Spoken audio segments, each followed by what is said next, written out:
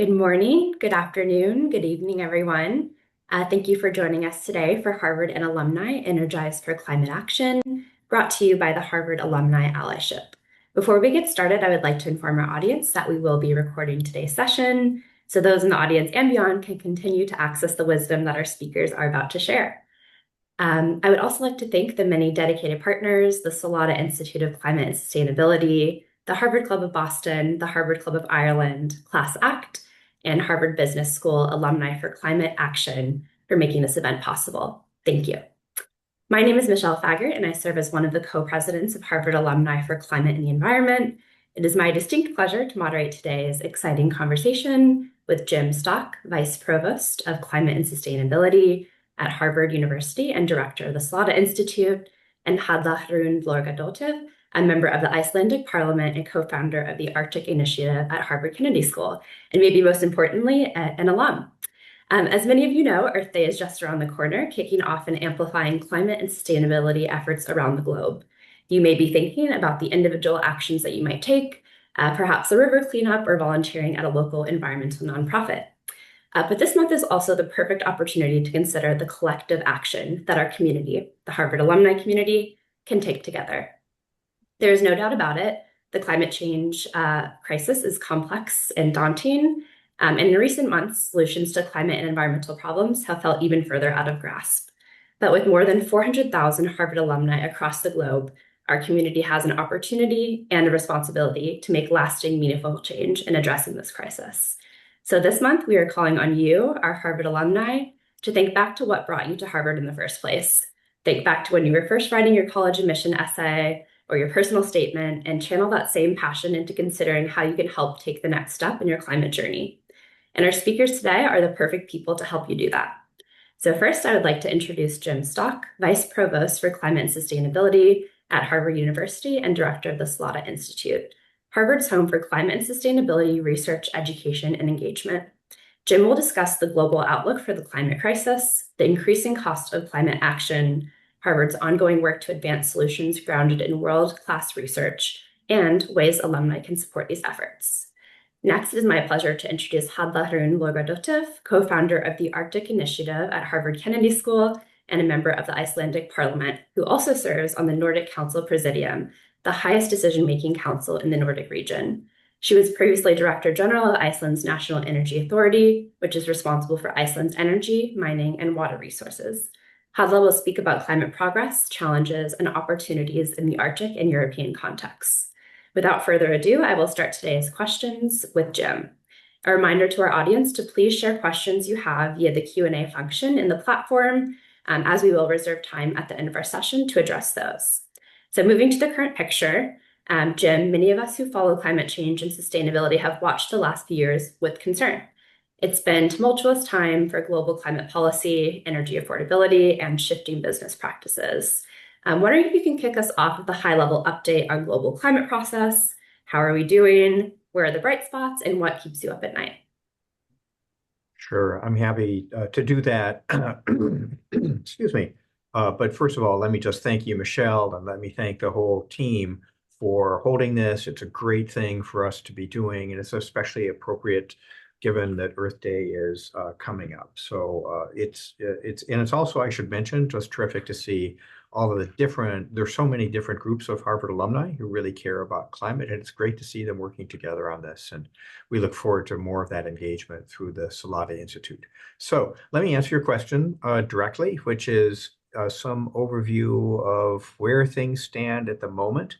So let me share my screen. I think I should be able to do this.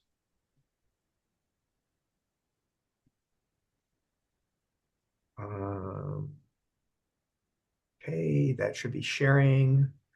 That should be sharing, it looks like. Okay, good. So I'm going to give a review of climate, energy, and related developments today, and I've got 5 minutes for this. So I'm going to hit on a few key points, and I'd love to be able to follow up on these in Q&A. So key point number one, it's always useful to keep in mind where the temperature has been, where the temperature is going after a long period of sort of slowly increasing. Things started increasing rather quickly in the 70s. That climate overall temperature increase has accelerated. Last year was the second warmest year on record after 20, or maybe third, or excuse me, third warmest year on record after 2024 and 2023. But it's way above the pre-anthropogenic warming period. So, we would expect it to continue. Forecasts are for a warm year this coming year. So that's the 78 degrees in Boston at the moment situation. So what's the driver of that? Of course, it's emissions. What are we on track for? Using current global policies. Of course, most of what's going on will be driven by developing countries, India and China, most importantly, Indonesia, but developed economies play an important role in this too. We're currently on track with proposed targets somewhere in the two and a little over 2 to a little over 3 degree range. I tend to be a little bit on the more pessimistic side of that. And the reason I tend to be on the more pessimistic side is that what's being built into some of these projections are targets or pledged policies. But I think our history has been that pledged policies and targets are not necessarily what transpire. What's really been driving this being lower than the 4.5 or 5 degrees that were projected, let's say even a decade ago, is the much, much reduced cost of solar and wind and grid storage batteries, so that one can easily imagine a decarbonization scenario globally that's driven less by policy and more by just economics. But still, that's well above the 2 degree target, and it brings us into uncharted territory. So these are areas that are putting us in a really new environment, will be putting us in a new environment. Okay, so where in the US do our emissions come from? So briefly, the carbon dioxide emissions in the United States peaked around 2007. They're now declining. If you squint, you can see that last year was actually an uptick in carbon emissions.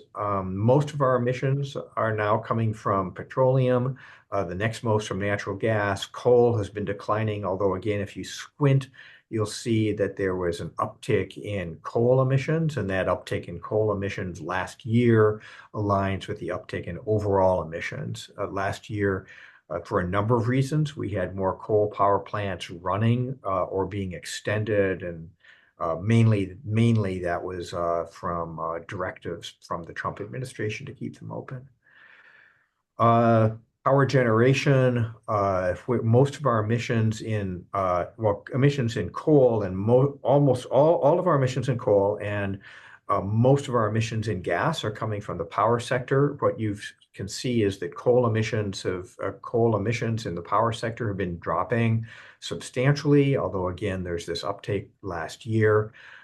Gas emissions have been rising. There was a slight downtick last year. Nuclear emissions, or the nuclear generation share, excuse me, these are generation shares. Nuclear generation share has been roughly flat for a long period of time. And what's interesting is you see the wind generation share is kind of flattening out as it's become more difficult to get permits for onshore wind, and certainly to get permits for offshore wind. But what has been increasing, and I think will continue to do so, is onshore solar. So solar farms are increasingly cost effective, and I think we'll continue to see that regardless, because of the economics of solar are so attractive. So this is just talking about the economics, or a graph showing the declining costs, and I think there's every reason to believe that the costs of solar and wind are going to continue to decline. Okay, so developments and opportunities and what might be happening on the emissions target space and the emissions actions and policy space. Big topic on the private sector side, as Michelle indicated, there's been a substantial change in the conversation among the private sector from one of setting out emissions targets to more recently over the past year, walking back those emissions targets. Two recent news items caught my eye. Last week or earlier this week, maybe it was last week, Microsoft made an announcement that it was pausing all of its expenditures on carbon dioxide removal credits. This is pretty obscure. These are these new companies that are trying to play around with technologies that might remove carbon dioxide from the atmosphere. Microsoft was the big player in that space, and they have paused that. So that industry is going to be looking into sort of a more challenging future since federal funding for that is not available. The second one, which caught my eye, is an announcement today, or maybe it was last night, by Delta, that Delta is suspending its target of 10% sustainable aviation fuel being blended in by 2030. These companies are taking would take these steps because there's public demand for them. But clearly, that public demand in the current environment is just simply not there. So these voluntary policies, voluntary decisions are not working. Question is, we're not producing emissions, not producing sort of a stable and durable environment. One thing that also is clearly not stable or durable is overall energy situation, energy security situation with the war in Iran. Oil prices have gone up substantially. What I'm going to argue here, what I'm going to switch and talk about it for just a minute, because I'm sure I'm over time, is really briefly talk about the implications of this for electric vehicles and some opportunities for alumni who want to think about positive things that are opportunities for moving climate emissions, moving forward in climate. And so I think one of these is in the EV space where the costs are really dropping. Right now, the 5-year user cost for an EV and an ICE is about the same for comparable vehicles. And I think things are going to change substantially in the next couple of years. There's this lower panel. Ford has a lot riding on being able to pull off a $30,000 electric truck. If it really does that in 2027, that's going to be transformative for EV penetration. And that platform is something they can use for mid-size SUVs as well.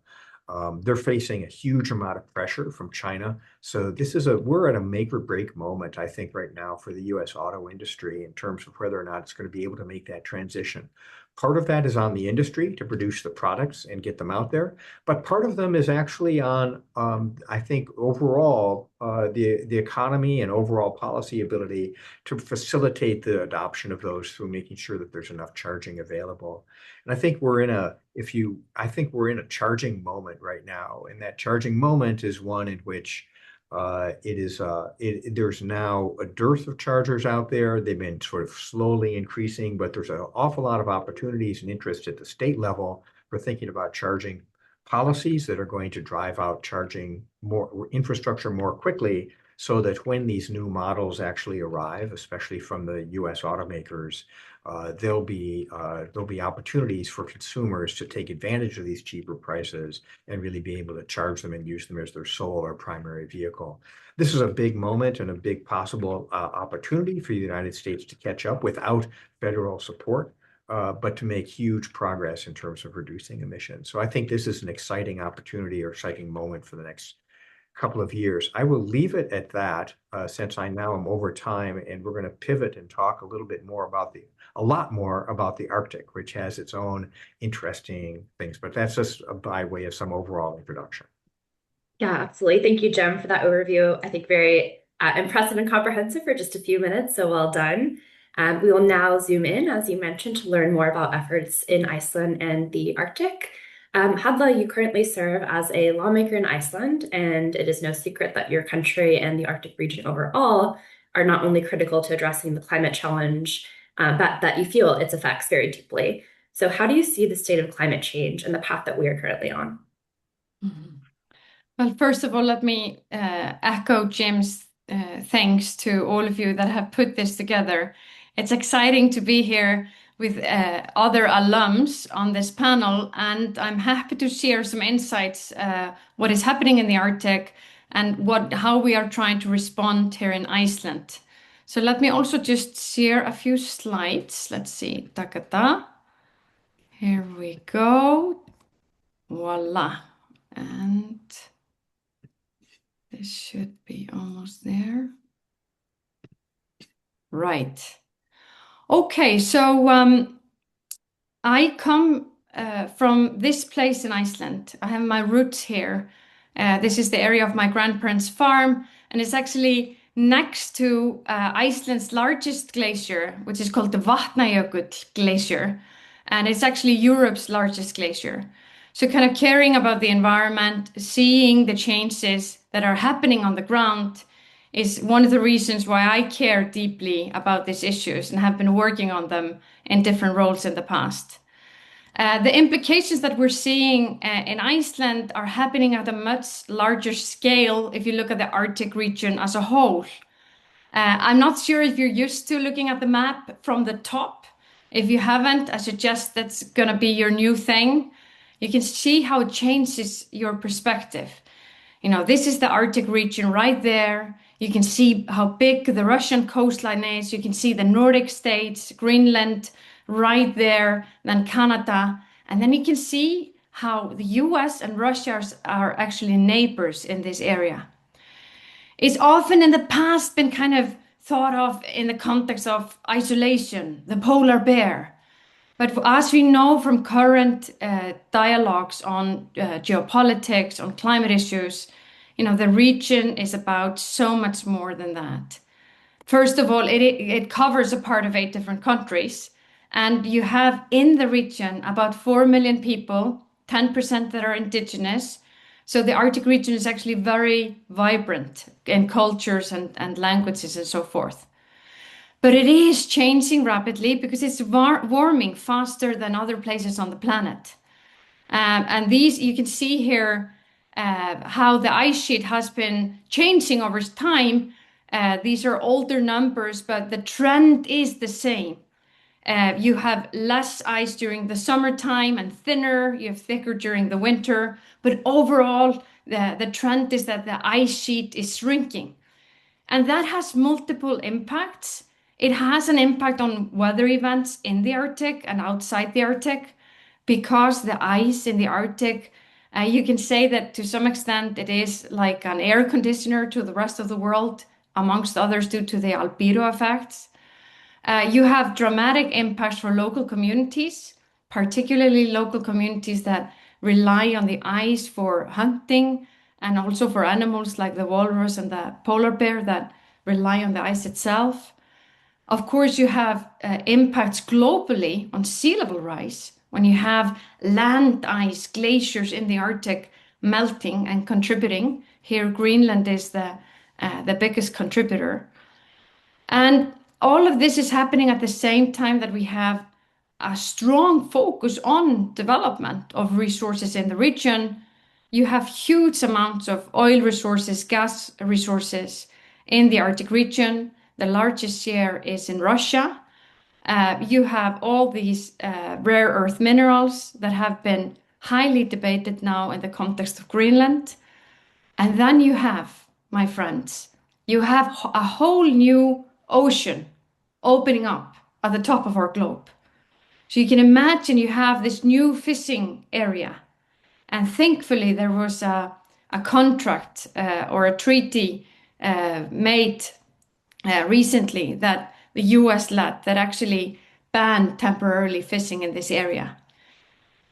So all of these are examples of kind of the different policy challenges that we are dealing with on the ground. They are becoming more and more tangible because shipping routes are opening up that are connecting Europe and Asia together in a whole new way. And a part of that routes are actually open today, the Northern Sea route along Russia. So all of the different Arctic states are dealing with new realities. But you mentioned how we're responding on the ground, and just to spend a couple of words on Iceland's kind of response. You can't really talk about that without looking back in history, because Iceland has been working on its energy transition for a while. For the ones of you that have visited, this is how Reykjavik looks today. This is how it used to look like in the early 1900s. And the reason we got to this place is that we invested in geothermal systems. Basically, 9 out of 10 houses are heated with our volcanoes. And we've also invested a lot in hydropower development. And today, almost all of our electricity comes from renewables. And overall, it's 85% of the energy that comes from renewables, which means that we're now, when it comes to kind of achieving the climate goals, it's about the final 15%. And that's where we are focusing, as Jim was talking about.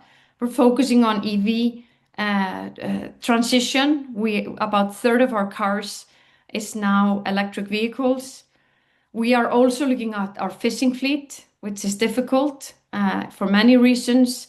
Implementations of how to retrofit ships, how to produce e-fuels, all of these things that need to come together in implementation for things to be successful and for the economics to work out for competitiveness of the industry as well.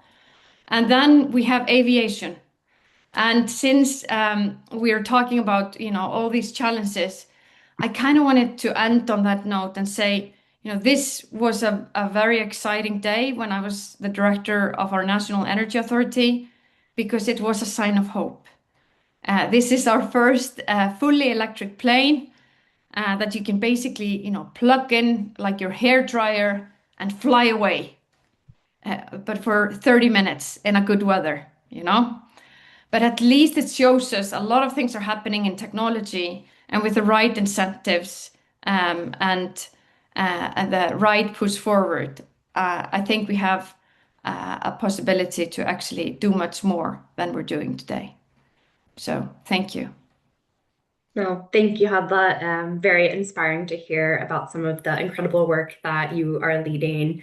And I particularly like your invitation to look at the world from the top and change your perspective. And I think that's something that we can all do. We're kind of locked into our current lens of how we think about climate change and its impacts. And so I love that kind of level of empathy and invite, all of us to do that as Earth Day approaches. And happy to stick on the topic of solutions and what can be done. Jim, Harvard has made recent strides to advance its leadership role in climate change and sustainability. Can you tell us a little bit about what Harvard is doing to address the climate challenge? Sure. I mean, we can go into this in more detail. I'll be quick on this. We're working at, I would say, several different levels. So one of the levels is within the Salada Institute. Our main focus has been really ramping up the amount of work we do, sort of research and the impact of that research on campus and externally. So it's research and climate sustainability, and then making sure that that has impact. Second thing we've been doing is we've been focusing on education. And so you can talk about this more too, but I suspect that many in your audience will be interested to know that just a week ago, Harvard Faculty of Arts and Sciences voted in favor of creating a new concentration, energy, climate, and the environment. And it's exciting and it's brand new, and it provides an opportunity for the university to, and for the college in particular, to provide a robust and nimble platform that will allow a modern education across the board of climate sustainability and the many different facets that actually has. So I can talk about that more, especially if there's questions from the audience. And then another thing we're doing is we're doing work on campus. The on-campus work, we have a fossil fuel-free 2026 goal. We've done a number of different things. Some of our new buildings, the two newest buildings that we have, are being built to a high sustainability standard. So one of them, which is now completed, which is the Rubenstein Treehouse in Alston, is a CLT CLT. It's a compressed laminated timber. It's an engineered wood system that is a multi-story, really beautiful, very interesting building, but it's designed to high standards, and a new building that's being built uh, for the economics department, which is the Pritzker building, is in process of being built, but that's going to be the first 100% electric building in at the university. So that's an exciting step forward too. So many of our older buildings are going to require conversion. This one, we're doing it right the first time. So those are a number of different things that we're working on.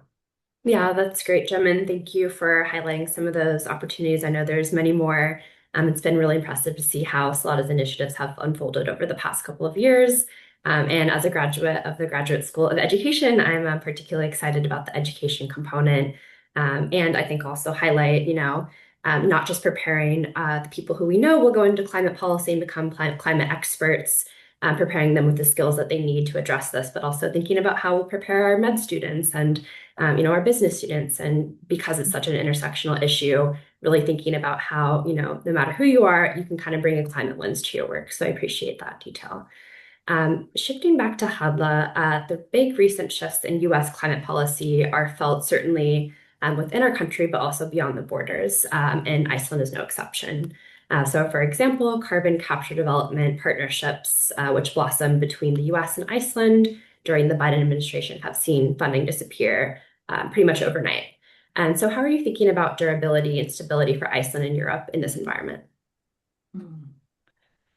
Yeah, thank you for that good question, Michelle. I mean, I think in general, it shows us the importance of, thinking about climate funding way beyond any election cycles. We need to find models so we can secure funding that go way beyond the 3 or 5 or 4 year terms that politicians are working on.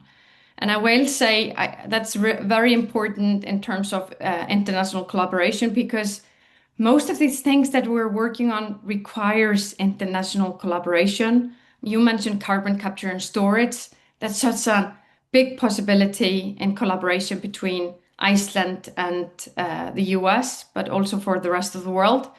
But I will name an example in the context of geothermal that makes me very excited and hopeful.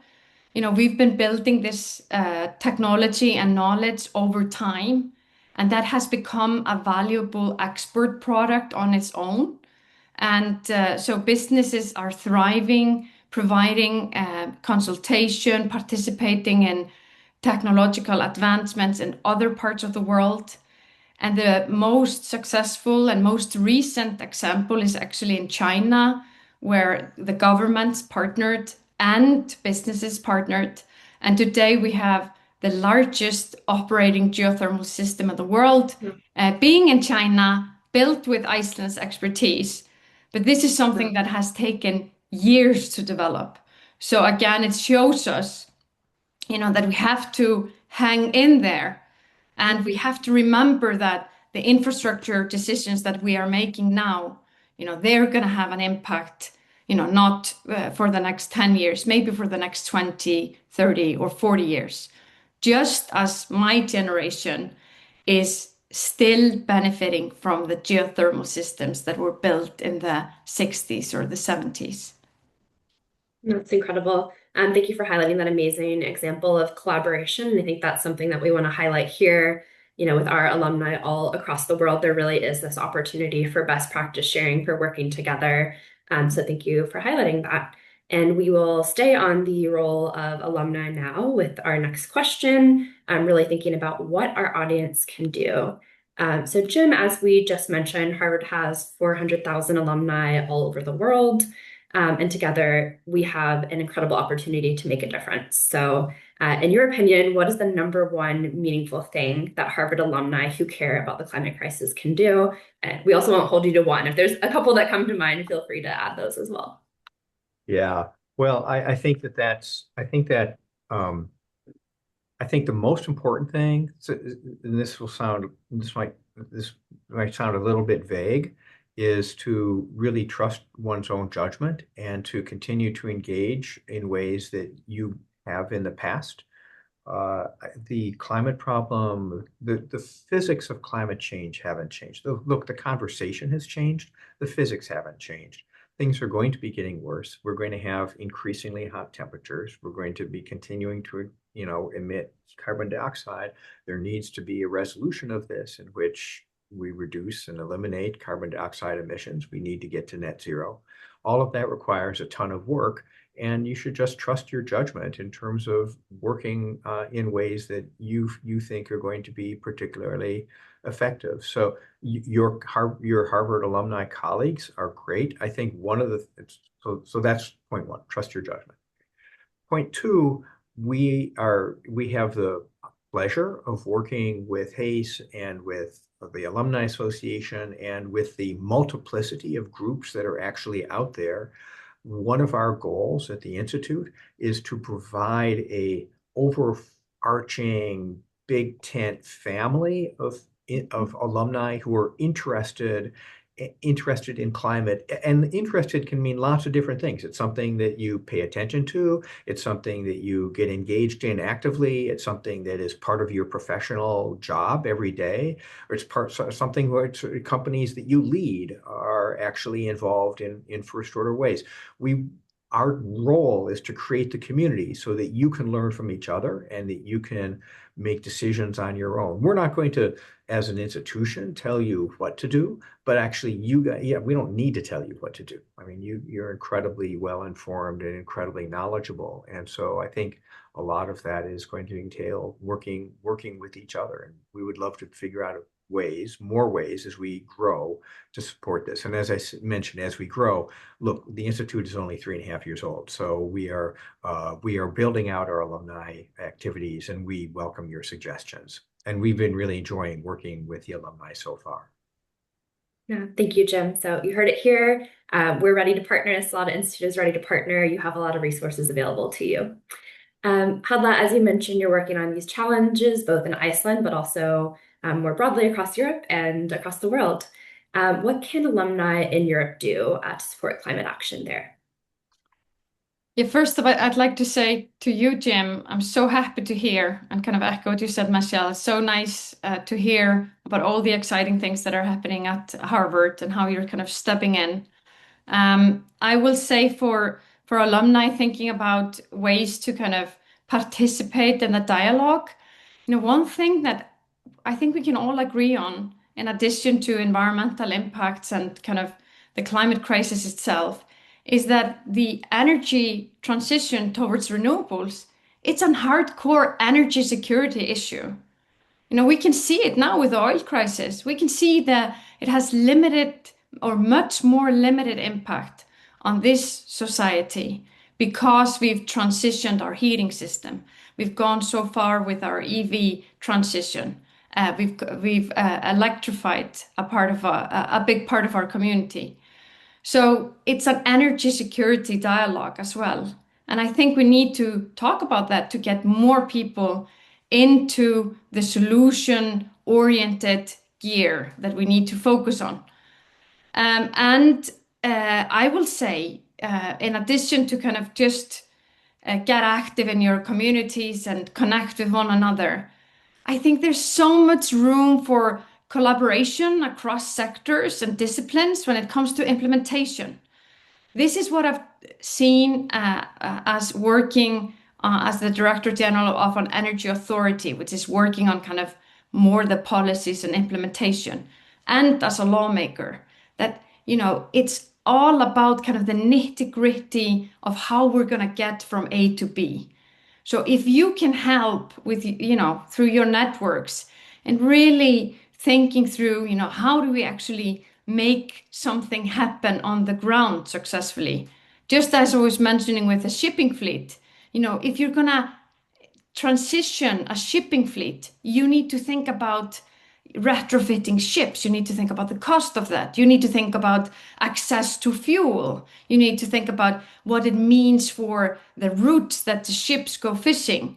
So I'm just saying there's so many things to think about. that are easy to talk about high level, but get really complicated on the ground. And I think we need to get our hands dirty and focus on the ground work.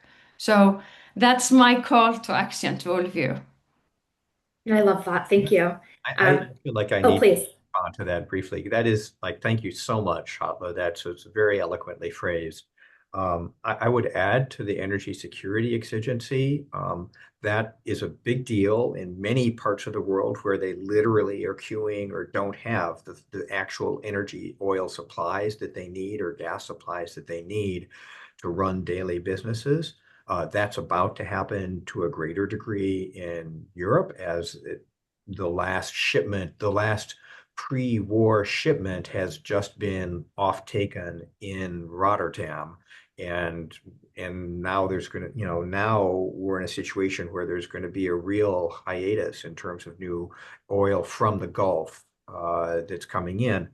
But it also makes it also surfaces here in the United States. I mean, the reason I put up that price of oil chart is that we're now looking at gasoline prices that are way, $4, diesel prices that are over five, well over $5. This is a pocketbook issue for people here. And so this presents windows of opportunity to actually make really constructive steps forward.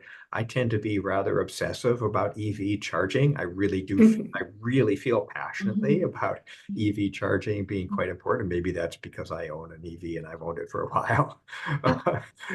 But I think that a lot of the solutions in EV charging are really inexpensive ones that can occur at the local level that have to do with things like zoning and stuff Mhm. like that. And these are well within or small programs or making sure data becomes available or are the EV chargers sited in sensible ways by municipalities when they get a grant. There's a lot of local activity that can be influenced in this space too. And I personally, all of our analysis suggests there's a project on EV charging at the Solati Institute, and all of the analysis in that project suggests that EV charging done right is an absolutely critical step.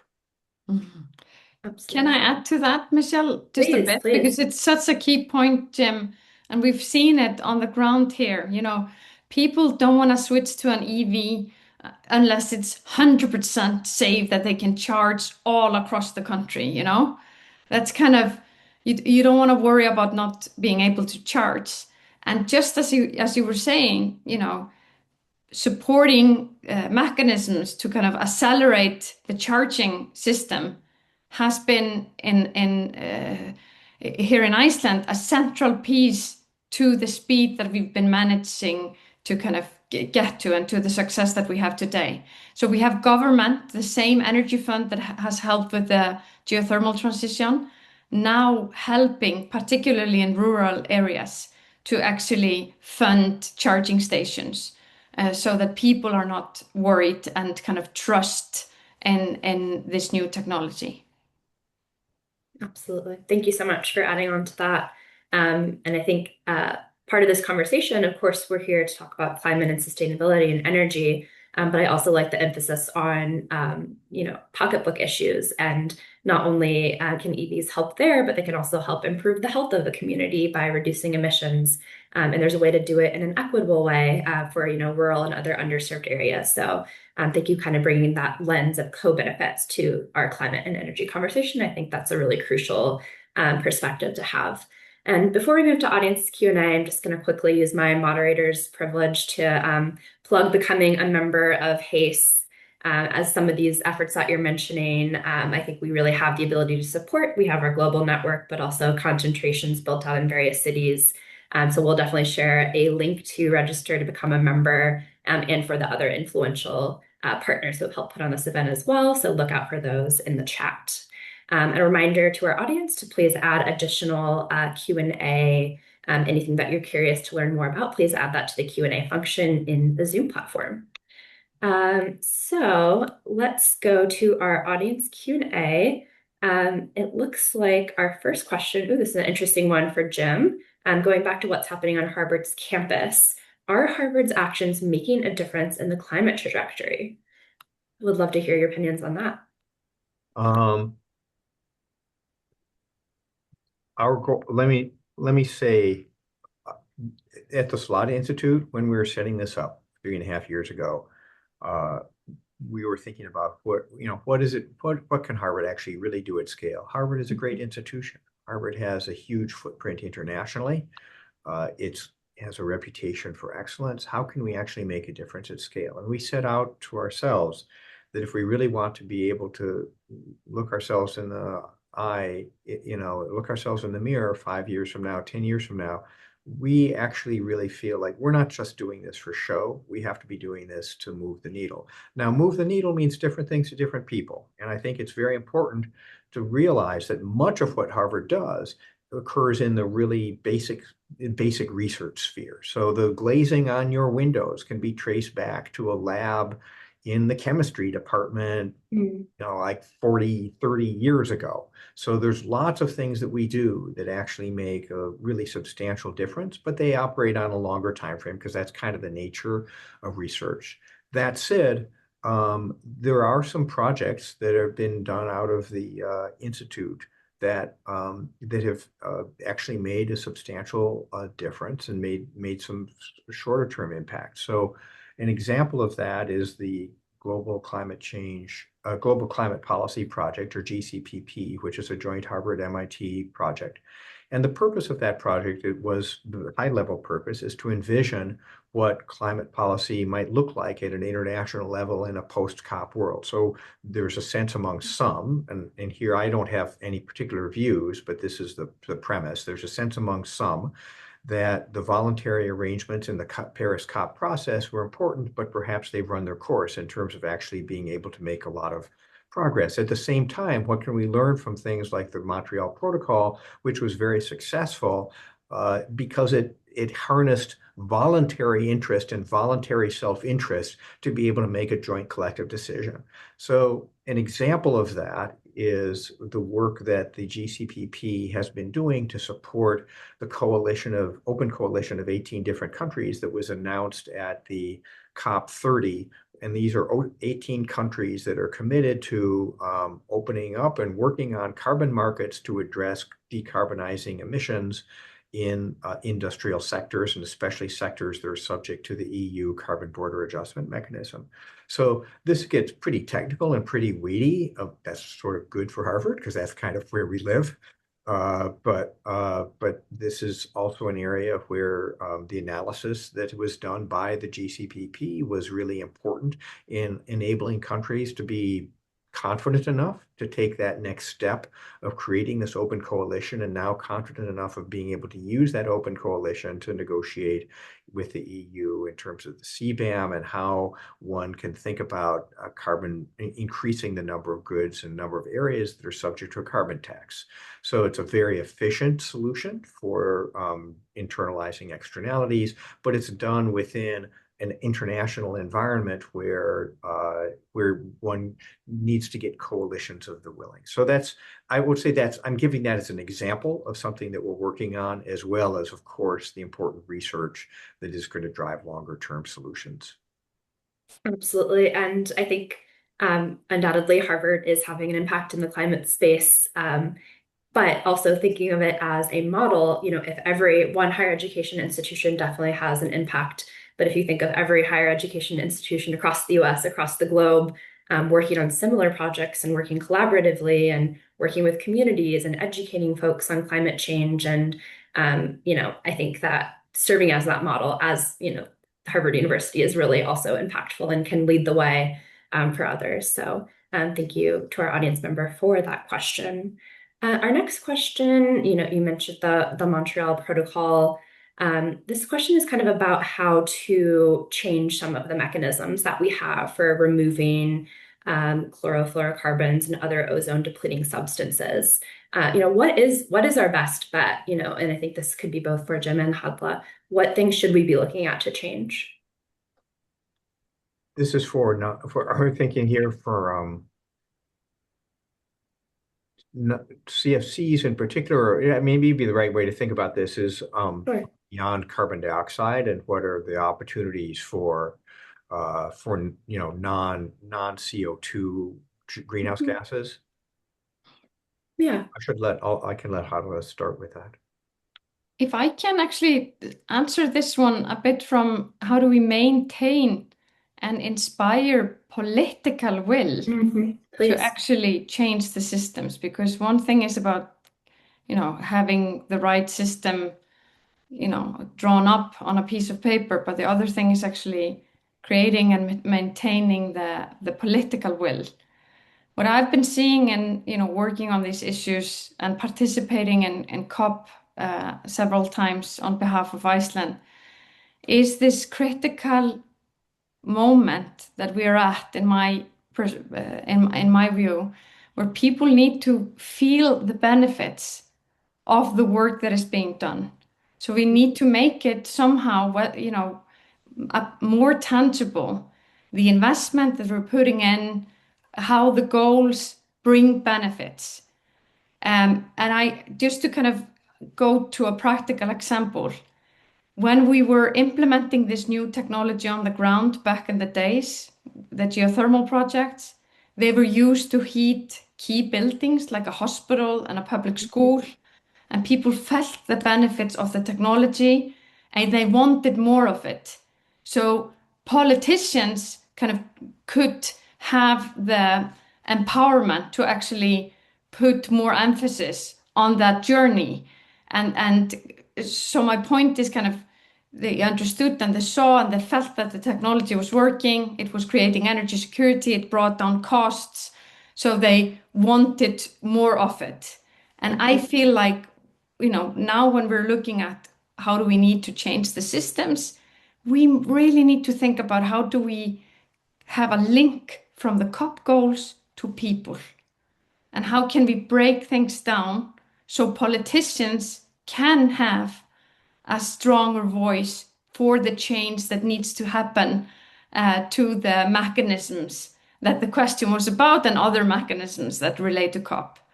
So that's, how do we make this tangible and how do we make it more practical in implementation is something that I think is important. Definitely. Our next question, um, still on Iceland, is asking about a new era of increased volcanic activity. And the audience member is asking if this rise in volcanic activity is impacting the country's approach to using geothermal power. And if so, how that might be occurring. So this is not a topic I know anything about, so excited to hear this as well. It's a very interesting question. So we are based on the boundaries of two tectonic plates that are drifting apart, and that's why there's so much volcanic activity. Outside of that, there are lower temperature areas, and they are similar to the lower temperature areas that you have in Europe, that you have in China and other parts of the world. They are similar to the geothermal system that you have in Paris or you have in Hungary. So that's more similar to what the rest of the world has. We do have high temperature geothermal systems that produce electricity as well as using the water directly. One of them has been, almost at the center of our latest eruptions.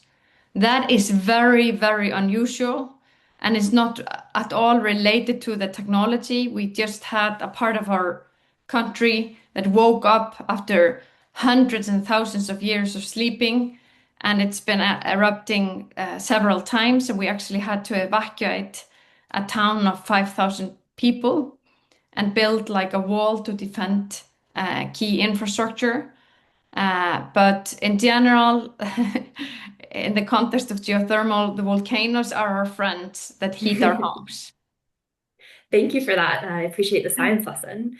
And for Jim, this audience member is mentioning that for those in the South, climate adaptation is the priority rather than mitigation, which is a distant second. So this audience member is urging, not only a North US EU centric approach to the climate crisis, but also one that's focused on engaging more substantially on adaptation. So just, I know that our primary focus today was on mitigation, and just wondering from either speaker, any comments on adaptation and making this a priority as well. Yeah, that's great. So thank you so much. I'm really glad to have this question. Yes, we in all of our prep we focused on the mitigation side of things and the work that is going on in Iceland and so forth. Adaptation is a huge issue across the globe. So adaptation in the north, I think Hadla, touched on that. I mean, the north is just going to be a very different place 5 years, 10 years from now than it was 15 years from now in the Arctic. And that's going to require lots of changes, including ones with big geopolitical implications, as well as ecological implications. On the thing, returning to the question in particular, which is focused on global South and its impacts. So yes, and yes, the impacts of climate change are going to be some of the most challenging from a human perspective, most impactful from a human perspective in the areas that are already hot, because making them even hotter makes them even more difficult to live in. Uh, One of the projects that I'm particularly proud of that we've had going on now this is the third year of the project, is a climate research cluster in heat and humidity focused on India, actually, although much of its lessons go beyond India. It's done a large number of different things, and I'm not going to go into it in great detail. If you go to our website or you just Google Salada Institute Heat India, this will come up, and you'll get a sense as to the really big scope, the substantial science that's being done, but also the substantial engagement that's being done. So this is for sure important, and it's important actually also domestically and in developed countries, but it's especially important in the global South. I do want to mention one question in the queue, and I'll be very quick on this. It asks whether anyone is willing to quantify this administration's impact. And that is a really long question. I did intimate, or I did refer to that in a couple of plots where coal emissions have actually gone up because of required coal plant openings. Those are being contested, and there's lawsuits about whether they really need to happen and who's going to pay for them. There's been, through the One Big Beautiful Bill Act, there is a elimination of some key tax credits. Those key tax credits, the early quantifications of those effects suggest that they would substantially reduce investment in both wind and solar at the utility level, although that's probably going to impact more on wind than on solar, because wind is slightly more expensive. Solar is just so cheap now that the actual economic effect of eliminating those tax credits is fairly modest. Battery tax credits and storage tax credits have continued. So those are the key things to be compatible with wind and solar. So we would expect those to continue. I think some of the non-tangible aspects of this administration's, like no more offshore wind and so forth are, those are also substantial. I think if you zoom out, it's not, if one zooms out and then says, standing 5 years from now, and we look back at what was the effect of this complete range of policies in this administration in terms of deglobalization efforts, it's not obvious to me what the sign of that is. So there's clear things on the domestic front, like attempts to withdraw the endangerment finding and so forth, that are retarding progress on emissions and deconstructing that environment. On the other hand, the increase in energy price volatility, the decline in America as a trustworthy partner, for example, even for LNG shipments, so in terms of long-term contracting, the decline in long-term contracting reliability from Qatar for LNG, or for petroleum price volatility. I think energy security is front and center, and energy affordability is front and center across the globe right now. And given the cheap EVs and the cheap solar panels that are coming out of China, and the increasingly cheap grid storage, it's not clear to me whether this administration is increasing or decreasing the speed of decarbonization. We'll know. Hadla, anything to add on adaptation? Well, I can just give an example about how big the task is in the context of the Arctic region. A lot of the ground in the Arctic in general, it has been frozen, permafrost frozen for a long time. So much of the infrastructure has been built on frozen ground, and now that that is thawing, it has massive impacts on housing, on roads, all the infrastructure, and it's completely changing as well infrastructure decisions, where to actually invest in new infrastructure, given that there's so much that we don't know about the rate of the thawing permafrost and how the future landscape will actually look like. So these are some of the challenges that are happening in different parts of the region. And we've had uh, multiple relocation examples where communities have actually have had to or are in the process of having to relocate their homes, which of course is a huge investment and that no one really wants to pay for.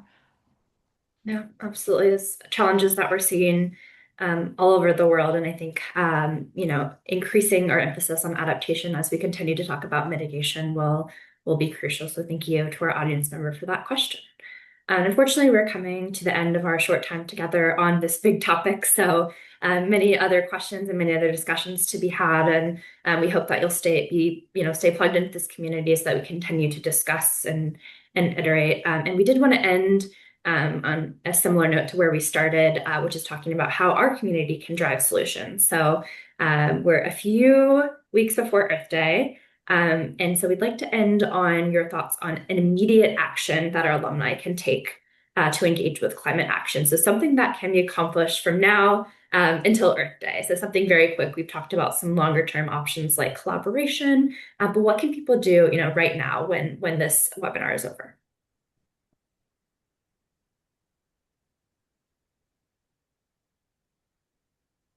Any preference on who should start? Whoever feels most compelled. What to do today? Go and buy that EV. Yeah, Go ahead. I saw the, I, yeah, I saw, I like that idea, but I saw something in the chat stream about how EV charging stations are really controversial at the local level. I mean, that Mm. is a level where all you need to do is you go to your town meeting or talk to your town manager, you write an op-ed in the local paper, however it works, for you. It's an easy entry point to get involved, and it's incredibly important. Absolutely. And so we are coming to the end of our conversation. Thank you so much to both of our speakers for this incredibly insightful discussion. Thank you so much to our audience members. Again, we have a few days before Earth Week, so there's some actions that you can take. You heard it from our speakers. And again, think about our collective impact. Maybe next time you come to one of these events, you bring a friend. Maybe you get one of your friends who is in the same graduating class to sign up for one of the sessions next time. Perhaps you look into your local community, see what the climate action plan is, and see how you can get involved. There's so many solutions that we can drive forward together from so many different angles, and we can do this as a community. So thank you again for your time. We hope that you will sign up to stay involved, and we hope to see you soon. Thank you all. Thank you.